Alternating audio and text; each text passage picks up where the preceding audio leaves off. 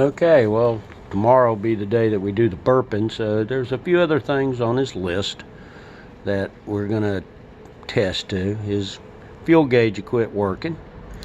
A year ago when the car was in here, we had added a brass float to his sending unit, which was an old sending unit, and added a ground, and it was working, and now it's not. We already pulled that unit and tested it, and it is history. So we're going to put a new correct unit in, and we'll show you that next. But while we were checking, we wanted to see the calibration on the fuel gauge here. And this being a BJA, it's a black face. But even at completely full with the new unit and the arm bottomed out where it wouldn't go up any higher, this gauge would never go past 3/4. So it kind of makes it hard to calibrate. So you're going to have to calibrate the actual gauge. So we took it out to calibrate it. And for information on how to calibrate it, we're lucky online to have people who know how to do this. And one of them is Barney Gaylord, or as we all know him as the MGA Guru.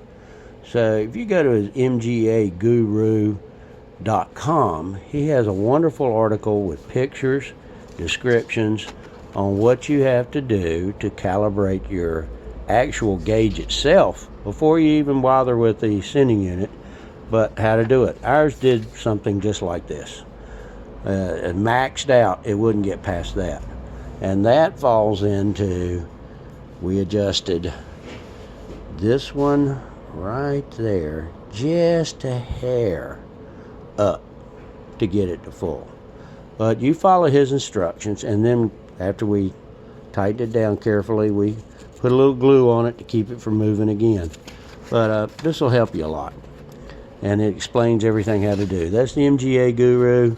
I've met the man. He's been to the shop. He's a wonderful guy. He knows his stuff. So you'll find all of that. The MGA with an attitude. Man knows his stuff. So while we've got this done, what we've done is, now that we tested it, we know that this is accurate. Don't put it back in the car with it looking dirty. The old rubber here was shot for the O-ring, so we scraped all that off. Then the chrome was looking kind of ucky, so we wanted to clean that up because, hey, you're already here, why not? Well, what we use is just get a little bit of chrome and metal polish. We use number 7, and get you aluminum foil, put a little bit on it, and you can just rub it around, and that kind of takes all the ooky stains off of the chrome without scratching anything. Then buff it up.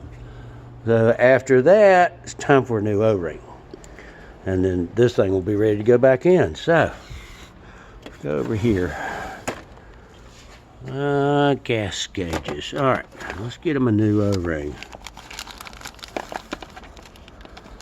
I